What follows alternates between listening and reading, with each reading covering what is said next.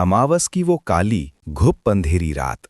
चारों ओर एक ऐसा सन्नाटा जो किसी के भी रोंगटे खड़े कर दे। दूर दूर तक केवल वीराना, और उस वीराने के बीचों बीच सुलगता हुआ एक महाशमशान। चिताओं की उठती हुई लपटें, हवा में तैरती हुई राख, और उस राख में छिपे हुए न जाने कितने अनकहे रहस्य। जब इंसान का अहंकार चरम पर होता है, जब अधर्म अपनी सारी सीमाएं लांघ जाता है, और जब ब्रह्मांड की कोई भी शक्ति किसी दुष्ट के काले जादू और तंत्र मंत्र के आगे घुटने टेकने लगती है, तब उसी शमशान की भस्म से, उसी जलती हुई चिता की ज्वाला से और उसी मृत्यु के तांडव के बीच से जन्म होता है एक ऐसी परम शक्ति का जिसके नाम मात्र से काल भी कांप उठता है। एक ऐसी देवी जो काले बकरे पर सवार होकर आती हैं, जिनकी आंखें जलते हुए अंगारों के समान हैं और जिनका त्रिशूल हर प्रकार के छल, कपट और बुरी शक्तियों का नाश करने के लिए हमेशा तत्पर रहता है। ब्रह्मांड की उस अजेय, अकल्पनीय और प्रचंड शक्ति का नाम है मां मसानी मेलेडी। कहानी शुरू करने से पहले हमारे चैनल को सब्सक्राइब करें, इस वीडियो को लाइक करें और कमेंट में जय मसानी मेलेडी मां जरूर लिखें। सृष्टि के आरंभ से ही देव और दानव, धर्म और अधर्म, प्रकाश और अंधकार के बीच निरंतर युद्ध चलता आ रहा है। ये कथा उस काल की है जब पृथ्वी पर तंत्र मंत्र और काले जादू का अंधकार अपने चरम पर पहुंच गया था। पाताल लोक और मृत्युलोक पृथ्वी के बीच की दरारें खुलने लगी थीं। इन दरारों से निकलकर कई दुष्ट शक्तियों ने धरती पर अपना डेरा जमा लिया था। इन्हीं दुष्ट शक्तियों में एक अत्यंत भयंकर और शक्तिशाली अघोर तांत्रिक था, जिसका नाम था कपाल भैरव। कपाल भैरव कोई साधारण मनुष्य या दानव नहीं था। उसने शमशान की राख में बैठकर, मुर्दों की खोपड़ियों की माला पहनकर और घोर तामसिक तपस्या करके भगवान शिव और ब्रह्मा जी से अद्भुत और विनाशकारी वरदान प्राप्त कर लिए थे। उसका सबसे बड़ा वरदान ये था कि उसे किसी भी देवता, यक्ष, गंधर्व या अस्त्र शस्त्र से शमशान भूमि के भीतर नहीं मारा जा सकता था। शमशान के भीतर वो अजेय था। उसकी शक्तियां अंधकार से ऊर्जा लेती थीं। धीरे धीरे कपाल भैरव ने अपने काले जादू, मूठ, मारण, मोहन और वशीकरण की शक्तियों से पूरे आर्यावर्त में हाहाकार मचा दिया। वो निर्दोष लोगों की बलि देता, महिलाओं के सम्मान को ठेस पहुंचाता और जो भी उसके खिलाफ आवाज उठाता उसे अपने तंत्र के प्रभाव से तड़पा तड़पा कर मार डालता। उसका अहंकार इतना बढ़ गया था कि वो स्वयं को ईश्वर मानने लगा था। उसने घोषणा कर दी थी कि अब इस संसार में कोई भी यज्ञ, हवन या सात्विक पूजा नहीं होगी, केवल उसी की तामसिक पूजा की जाएगी, और जो ऐसा नहीं करेगा उसका समूल नाश कर दिया जाएगा। पृथ्वी माता इस घोर पाप के बोझ से कराहा उठी। धर्म का पतन होते देख और अपने भक्तों की दर्द भरी पुकार सुनकर सभी देवी देवता अत्यंत चिंतित हो गए। देवराज इंद्र के नेतृत्व में सभी देवता भगवान शिव और माता पार्वती के निवास स्थान कैलाश पर्वत पर पहुंचे। कैलाश पर्वत, जो सदैव शांति और दिव्यता का प्रतीक है, वहां भी देवताओं के चेहरों पर भय और निराशा स्पष्ट दिखाई दे रही थी। देवताओं ने भगवान शिव और माता पार्वती को साष्टांग प्रणाम किया। देवराज इंद्र ने हाथ जोड़कर कहा, हे महादेव, हे जगदम्बे, पृथ्वी पर त्राही त्राही मची हुई है। कपाल भैरव नाम के एक दुष्ट ने अपने काले जादू और तंत्र की शक्तियों से पूरी धरती को शमशान बना दिया है। वो आपके ही दिए हुए वरदानों का दुरुपयोग कर रहा है। उसने स्वर्ग के मार्ग अवरुद्ध कर दिए हैं, ऋषि मुनियों का तप भंग हो रहा है और मासूमों का रक्त पानी की तरह बहाया जा रहा है। शमशान के भीतर उसे पराजित करना हमारे लिए असंभव है। हे माता, यदि शीघ्र ही कोई उपाय न किया गया तो सृष्टि का संतुलन पूरी तरह से नष्ट हो जाएगा। देवताओं की ये करुण पुकार सुनकर भगवान शिव शांत रहे, परंतु माता पार्वती के नेत्रों में क्रोध की ज्वाला धधकने लगी। जगत जननी, जो अपने बच्चों यानी भक्तों पर हो रहे अत्याचार को सहन नहीं कर सकती, उनका स्वरूप धीरे धीरे बदलने लगा। उनका गोरा और शांत मुखमंडल एक अलौकिक तेज से चमकने लगा। माता पार्वती ने गंभीर और वज्र के समान कठोर स्वर में कहा, देवताओं, तुम चिंतित न हो। जब जब पृथ्वी पर अंधकार ने प्रकाश को निगलने का प्रयास किया है, तब तब मैंने एक नया रूप धारण कर उस अंधकार का चीरहरण किया है। कपाल भैरव का अहंकार ये है कि वो शमशान का राजा है और तंत्र मंत्र का सबसे बड़ा ज्ञाता है। वो भूल गया है कि शमशान कोई अपवित्र स्थान नहीं, बल्कि वो परम सत्य है जहाँ हर मोह, हर माया राख में मिल जाती है। मैं उसी शमशान की राख से उसी तंत्र को काटने के लिए एक ऐसा रूप धारण करूंगी जो मैल, पाप और गंदगी को नष्ट कर देगा। मैं मसानी मेलड़ी के रूप में अवतार लूंगी। माता पार्वती के इन वचनों के साथ ही पूरे ब्रह्मांड में एक तीव्र कंपन उत्पन्न हुआ। कैलाश पर्वत से एक दिव्य ज्योति निकली और सीधे धरती के सबसे भयंकर और प्राचीन महाशमशान की ओर बढ़ी। ये शमशान वही स्थान था जहां कपाल भैरव अपनी तामसिक सिद्धियां करता था। मध्य रात्रि का समय था। शमशान में चारों ओर चिताएं जल रही थीं, नरमुंडों के ढेर लगे थे। तभी आकाश में काले बादल घिराए, भयंकर तूफान जलने लगा। शमशान की सभी चिताओं की अग्नि अचानक एक साथ मिलकर एक विशाल और गगनचुंबी ज्वाला में बदल गईं। उस ज्वाला का ताप इतना अधिक था कि स्वयं कपाल भैरव भी पीछे हटने पर मजबूर हो गया। उसी भयंकर चिताग्नि के मध्य से राख और अंगारों को चीरती हुई परम शक्तिशाली मां मसानी मेलड़ी का प्राकट्य हुआ। उनका स्वरूप इतना तेजवान और भयंकर था कि उसे देखने मात्र से दुष्टों के प्राण सूख जाएं। मां का वर्ण सांवला था, जो रात के अंधकार से भी गहरा था। उनके केश खुले हुए थे और हवा में लहरा रहे थे। उनके माथे पर सिंदूर का बड़ा सा टीका था और उनकी आंखें क्रोध से लाल थीं, जिनसे मानो अग्नि की वर्षा हो रही हो। उन्होंने गले में मुंडमाला धारण की हुई थी और उनके 8 हाथ थे, जिनमें त्रिशूल, खड्ग, डमरू, खप्पर, पाश, अंकुश, गदा और कमल का फूल सुशोभित था। सबसे अद्भुत था उनका वाहन। मां मेलड़ी एक अत्यंत विशाल और काले रंग के बकरे बोकड़ों पर सवार थीं। वो साधारण बकरा नहीं था, वो स्वयं काल का प्रतीक था, जिसकी आंखें चमक रही थीं और जिसके खुरों की थाप से धरती डोल रही थी। मां के प्राकट्य के साथ ही पूरे ब्रह्मांड में जय मां मेलड़ी का नाद गूंज उठा। देवता आकाश से पुष्प वर्षा करने लगे। मां मसानी मेलड़ी ने शमशान की राख को अपने मस्तक पर धारण किया और ये उद्घोष किया, मैं मसानी हूं क्योंकि शमशान मेरा घर है। मैं मेलड़ी हूं क्योंकि मैं संसार के हर मैल, हर पाप और हर दुख को नष्ट करने आई हूं। जो भी दुष्ट मेरे भक्तों को सताएगा, मैं इसी शमशान में उसकी चिता स्वयं सजाऊंगी। दोस्तों, अगर आपको ये पौराणिक कथा पसंद आ रही है तो अभी चैनल को सब्सक्राइब करें, लाइक करें और अपने दोस्तों के साथ शेयर करें। कपाल भैरव ने जब इस अद्भुत और प्रचंड देवी को देखा तो उसके भीतर एक क्षण के लिए भय उत्पन्न हुआ, लेकिन उसका अहंकार उस भय पर हावी हो गया। उसने अपनी अट्टहास से शमशान को गुंजाते हुए कहा, हे नारी, तू कौन है जो मेरे साम्राज्य में, इस महाशमशान में बिना मेरी अनुमति के प्रकट हुई है? क्या तू नहीं जानती कि मैं तीनों लोकों का सबसे महान तांत्रिक कपाल भैरव हूं? मेरे पास महादेव का वरदान है, शमशान भूमि में मुझे कोई पराजित नहीं कर सकता। तो चुपचाप यहां से लौट जा, अन्यथा मैं तुझे भी अपनी तंत्र विद्या से भस्म कर दूंगा। मां मेलड़ी ने उसकी मूर्खता पर एक व्यंग्यात्मक मुस्कान दी। उनकी वो मुस्कान भी इतनी तेज थी कि शमशान के कई पेड़ जलकर राख हो गए।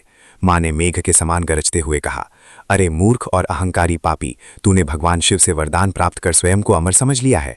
तू भूल गया है कि वरदान केवल रक्षण के लिए होते हैं, पाप करने के लिए नहीं। तूने जिस तंत्र और शमशान का आश्रय लिया है, मैं उसी शमशान की अधिष्ठात्री देवी हूं। तेरा अंत मेरे ही हाथों निश्चित है। तूने मेरे निर्दोष बच्चों को बहुत रुलाया है, अब तेरे रोने का समय आ गया है।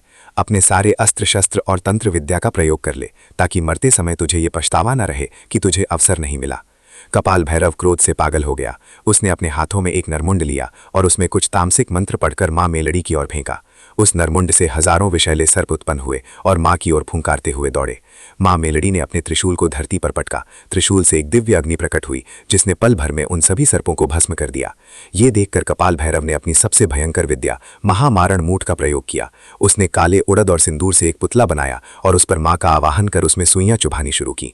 ये एक ऐसी विद्या थी जिसे बड़े बड़े देवता भी घबराते थे। काले धुएं का एक विशाल दैत्य उस पुतले से निकला और मां मेलड़ी को निगलने के लिए आगे बढ़ा। मां मेलड़ी के काले बकरे ने एक भयंकर हुंकार भरी और अपने सींगों से उस काले धुएं के दैत्य पर प्रहार किया। बकरे के प्रहार से वो दैत्य कांच की तरह टूटकर बिखर गया। मां मेलड़ी ने अपने खप्पर से कुछ भस्म निकाली और उसे हवा में उड़ा दिया। वो भस्म सीधे जाकर कपाल भैरव के उस जादुई पुतले पर गिरी और वो पुतला धू धू कर जलने लगा। जैसे ही पुतला जला, कपाल भैरव के शरीर में भयंकर पीड़ा होने लगी। उसकी सारी तंत्र विद्याएं उल्टी पड़ने लगीं। उसने जितने भी भूत, प्रेत, पिशाच और बेताल अपने वश में कर रखे थे, मां मेलड़ी के दर्शन मात्र से वे सभी मुक्त हो गए और कपाल भैरव को ही अपना शत्रु समझकर उस पर टूट पड़े। अब कपाल भैरव को अपनी मृत्यु स्पष्ट नजर आने लगी। उसने अपनी मायावी शक्तियों से अपना आकार एक विशाल पर्वत के समान कर लिया। उसके हाथों में विशाल गदा और तलवार आ गई। उसने गरजते हुए मां मेलड़ी पर सीधा प्रहार करने का प्रयास किया। तब मां मसानी मेलड़ी ने अपना विराट और रौद्र रूप धारण किया। उनका मस्तक आकाश को छूने लगा और उनके पैर पाताल में जा पहुंचे। शमशान की अग्नि उनके चारों ओर एक आभा मंडल की तरह घूमने लगी। मां के काले बकरे ने छलांग लगाई और सीधे कपाल भैरव की छाती पर जा चढ़ा। मां मेलड़ी ने अपना चमकता हुआ त्रिशूल उठाया। हे पापी, तेरे पापों का घड़ा अब भर चुका है। निर्दोषों के रक्त से तूने जो प्यास बुझाई थी, आज मैं तेरा ही रक्त पीकर इस धरती को पवित्र करूंगी। ये कहते हुए मां ने पूरे वेग से अपना त्रिशूल कपाल भैरव की छाती में घोंप दिया। त्रिशूल के प्रहार से कपाल भैरव की छाती फट गई। उसके मुख से काले रंग का रक्त बहने लगा। उसका सारा अहंकार, सारा गुरूर और सारी शक्तियां उस त्रिशूल की नोक पर आकर शून्य हो गईं। धरती पर एक भारी धमाके के साथ वो दुष्ट गिर पड़ा और उसके प्राण पखेरु उड़ गए। कपाल भैरव के मरते ही धरती पर छाई हुई काले जादू और अंधकार की चादर हट गई। आसमान साफ हो गया। सभी दिशाओं में ठंडी और सुगंधित हवा बहने लगी। स्वर्ग से देवताओं ने दुंदुभी बजाई और मां मेलेडी पर कल्प वृक्ष के फूलों की वर्षा की। ब्रह्मा, विष्णु और महेश ने प्रकट होकर माता के इस रौद्र और कल्याणकारी रूप की स्तुति की। शांत होने के पश्चात मां मेलेडी ने शमशान की उसी भूमि पर अपना स्थान ग्रहण किया। उन्होंने सभी देवताओं और वहां उपस्थित मनुष्यों को आशीर्वाद देते हुए कहा, आज से ये शमशान केवल मृत्यु का स्थान नहीं बल्कि मेरी शक्ति का केंद्र होगा। जो भी भक्त सच्चे मन से पूर्ण श्रद्धा और विश्वास के साथ मुझे पुकारेगा, चाहे वो कितना भी गरीब हो, असहाय हो या किसी भी तंत्र मंत्र या बुरी शक्ति से पीड़ित हो, मैं उसकी रक्षा के लिए तुरंत दौड़ी आऊंगी। मेरे दर पर कभी किसी के साथ अन्याय नहीं होगा। जो कोई भी मेरे बकरे की थाप सुनेगा, उसके सारे दुख और दरिद्रता हमेशा के लिए दूर हो जाएंगे। मां मसानी मेलेडी की महिमा केवल कपाल भैरव के वध तक सीमित नहीं रही। कलियुग में भी उनके कई चमत्कार और उनकी करुणा की अनगिनत कहानियां गुजरात, राजस्थान और पूरे भारतवर्ष में गूंजती हैं।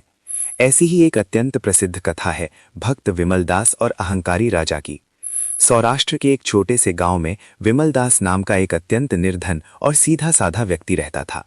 विमलदास के पास धन दौलत के नाम पर कुछ नहीं था, लेकिन उसके हृदय में मां मेलेडी के प्रति अटूट भक्ति थी। वो रोज सुबह शाम मां के एक छोटे से मिट्टी के मंदिर में जाता, उन्हें जल चढ़ाता और उनके भजन गाता। उसकी एक छोटी सी बेटी थी जिसका नाम था गौरी। विमलदास अपनी बेटी और मां मेलेडी दोनों को ही अपनी जान से ज्यादा प्यार करता था। उसी राज्य का राजा बहुत ही क्रूर और अभिमानी था। उसे अपने खजाने और अपनी सैन्य शक्ति पर बहुत घमंड था। राजा के दरबार में कुछ चाटुकार और दुष्ट मंत्री थे जो अक्सर गरीबों की जमीनें हड़प लिया करते थे। एक बार राजा के एक मंत्री की नज़र विमलदास की एक छोटी सी जमीन के टुकड़े पर पड़ गई जो उसने अपनी बेटी के विवाह के लिए बचा कर रखी थी। मंत्री ने विमलदास को डरा धमकाकर वो जमीन छीनने की कोशिश की, लेकिन विमलदास ने मना कर दिया और कहा, ये जमीन मेरी मां मेलेडी की है और वही इसकी रक्षा करेंगी। मंत्री को ये बात बहुत बुरी लगी। उसने राजा के पास जाकर विमलदास की झूठी शिकायत कर दी। उसने कहा कि विमलदास एक तांत्रिक है और वो राजा की हत्या करने के लिए शमशान में काले जादू का प्रयोग कर रहा है। क्रूर राजा ने बिना कुछ सोचे समझे अपने सैनिकों को आदेश दिया कि विमलदास को जंजीरों में जकड़कर दरबार में पेश किया जाए और उसकी बेटी को राज्य के अनाथालय में डाल दिया जाए। सैनिकों ने विमलदास को बुरी तरह पीटा और उसे भारी लोहे की जंजीरों से बांधकर राजा के दरबार में खड़ा कर दिया। विमलदास की आंखों से आंसू बह रहे थे, लेकिन उसके होठों पर केवल एक ही नाम था, हे मेरी मसानी मेलेडी, हे मेरी मावतर, मेरी रक्षा कर मां। राजा ने दरबार में विमलदास का अपमान करते हुए कहा, अरे मूर्ख, तूने मेरे मंत्री का अपमान किया है और मुझ पर तंत्र मंत्र करने का दुस्साहस किया है। अब तुझे और तेरी उस तथाकथित देवी को कौन बचाएगा? यदि तेरी देवी में सचमुच शक्ति है तो बुलाओ उसे अभी इसी दरबार में, अन्यथा मैं कल सुबह तुझे फांसी पर लटका दूंगा। विमलदास ने अपनी अश्रुपूर्ण आंखों से आसमान की ओर देखा और हृदय की गहराइयों से पुकारा, हे मां, आज बात मेरे प्राणों की नहीं, तेरी लाज की है। इस राजा ने मेरा नहीं, तेरा अपमान किया है। यदि आज तू नहीं आई तो कल से कोई भी गरीब तेरी पूजा नहीं करेगा। हे शमशान वासिनी, हे मेलेडी वां, प्रकट हो जा। विमलदास की पुकार में इतनी पीड़ा और इतनी सच्चाई थी कि वो सीधी महाशमशान में बैठी मां मेलेडी के कानों तक पहुंची। उसी क्षण राजा का पूरा महल भयंकर रूप से कांपने लगा। ऐसा लगा जैसे कोई बहुत बड़ा भूकंप आ गया हो।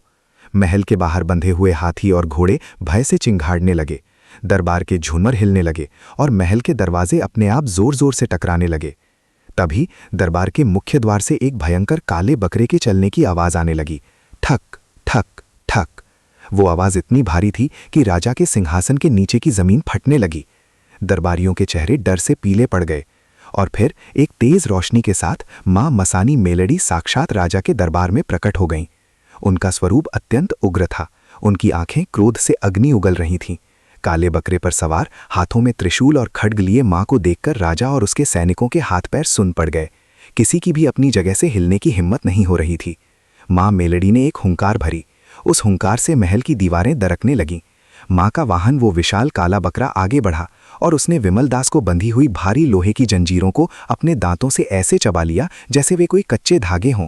विमलदास तुरंत मुक्त हो गया और वो रोते हुए मां के चरणों में गिर पड़ा। मां ने अपने एक हाथ से विमलदास को उठाया और उस पर ममतामयी दृष्टि डाली। फिर उन्होंने राजा की ओर मुड़कर अपनी लाल आंखों से उसे देखा। मां की आवाज बादलों की गरज जैसी थी, अहंकारी राजा, तूने सत्ता के नशे में एक निर्दोष भक्त पर अत्याचार किया है। तूने मेरी शक्ति को चुनौती दी है। यदि मैं चाहूं तो एक क्षण में तेरे इस पूरे साम्राज्य को शमशान की राख में बदल सकती हूं। तेरा खजाना, तेरी सेना सब मिट्टी में मिल जाएंगे। राजा का सारा घमंड चूर चूर हो गया। वो समझ गया कि उसने साक्षात ब्रह्मांड की सबसे बड़ी शक्ति से बैर मोल ले लिया है। राजा कांपता हुआ अपने सिंहासन से उतरा और दौड़कर मां मेलेडी के चरणों में गिर गया। वो फूट फूट कर रोने लगा और क्षमा मांगने लगा। हे जगदम्बे, हे महाशक्ति मसानी मेलेडी माँ, मुझे क्षमा कर दें। मैं अज्ञानी हूँ। सत्ता और धन के मद में मैं अंधा हो गया था। मेरे इस अपराध की कोई क्षमा नहीं है, लेकिन हे करुणामयी माता, मुझ पर दया करें। मैं अपना सर्वस्व इस भक्त को सौंपता हूँ। माँ मेलेडी, जो जितनी उग्र है उतनी ही दयालु भी हैं, उन्होंने राजा को चेतावनी देते हुए कहा, हे राजन, न्याय ही एक राजा का सबसे बड़ा धर्म है। जिस राज्य में गरीब की पुकार अनसुनी रह जाती है, वहां मैं स्वयं महाकाल बनकर प्रवेश करती हूँ। आज के बाद यदि तूने किसी गरीब को सताया तो मैं बिना चेतावनी दिए तेरा सर्वनाश कर दूंगी। राजा ने प्रण लिया कि वो अपना पूरा जीवन न्याय और माँ मेलेडी की भक्ति में समर्पित कर देगा। उसने विमलदास को ससम्मान उसकी बेटी गौरी से मिलाया और उसे अपना मुख्य सलाहकार नियुक्त किया। मंत्री को उसके कर्मों की कड़ी सजा दी गई। उस दिन के बाद से पूरे राज्य में माँ मसानी मेलेडी की महिमा का गुणगान होने लगा। जगह जगह उनके मंदिर बनाए गए। आज भी जो लोग सच्चे मन से माँ मेलेडी का व्रत रखते हैं, रविवार या मंगलवार के दिन उनकी उपासना करते हैं और उन्हें तेल, सिंदूर, नींबू और श्रीफल यानी नारियल अर्पित करते हैं, माँ उनके जीवन से हर प्रकार की बाधा, रोग, दरिद्रता और शत्रुओं का नाश कर देती हैं। माँ मसानी मेलेडी की शक्ति केवल किसी एक वर्ग या जाति के लिए नहीं है, वे संपूर्ण मानव जाति की माता हैं। वे मैल यानी बुराई को धोने वाली मेलेडी हैं। तंत्र मंत्र, काला जादू, नजर दोष या कोई भी नकारात्मक शक्ति उनके त्रिशूल के आगे टिक नहीं सकती। उनकी शरण में आने वाले भक्त को दुनिया की कोई भी ताकत नुकसान नहीं पहुंचा सकती, क्योंकि उसका रक्षण स्वयं वो माता कर रही होती है जिसके वाहन की पदचाप से मृत्यु भी अपना मार्ग बदल लेती है। जब भी जीवन में अंधकार छा जाए, जब हर तरफ से रास्ते बंद नजर आएं और जब अपने भी साथ छोड़ दें, तब बस एक बार आंखें बंद करके हृदय से पुकारना, हे मेरी मसानी मेलेडी माँ, मेरी रक्षा कर। माँ अपने काले बकरे पर सवार होकर आपकी हर विपत्ति को काटने के लिए दौड़ी चली आएंगी। उनकी महिमा अनंत है और उनकी कथा का कोई अंत नहीं। वे युगों युगों तक अपने भक्तों का कल्याण करती रहेंगी। आशा है आपको मसानी मेलेडी माँ की ये कथा पसंद आई होगी। चैनल को सब्सक्राइब करना ना भूलें, लाइक करें और कमेंट में अपनी राय दें। जय माँ मेलेडी।